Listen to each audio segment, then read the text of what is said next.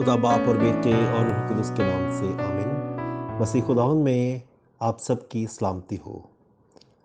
अजीज़ों, आज इस वीडियो के ज़रिए हम जानेंगे कि अंजील मुक़द्दस बामुताबिक मुक़द्दस मरकज़ में खुदावंद यीशु मसीह किस तरह से अपनी अज़ियत की पहली, दूसरी और तीसरी पेशनगोई का तज़किरा करते हैं। अज़ियत की पहली पेशनगोई। फिर वो उन्हें समझाने लगा कि ज़रूर है कि इब्ने इंसान बहुत दुख उठाए और बुज़ुर्गों और सरदार काहिनों और फ़कीरों से रद्द किया जाए और कत्ल किया जाए और 3 दिन के बाद जी उठे। और उसने ये बात साफ साफ कही।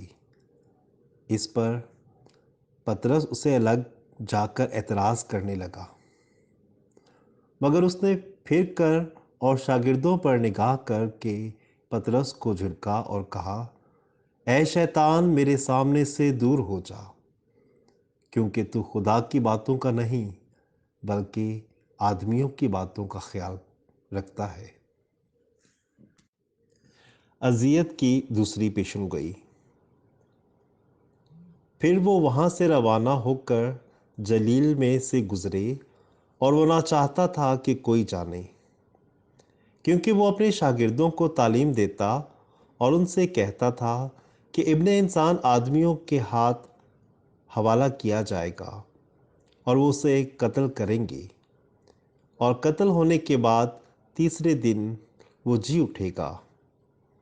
लेकिन वो इस बात को ना समझते थे, तो भी पूछने की जुर्रत ना करते थे। अज़ियत की तीसरी पेशनगोई।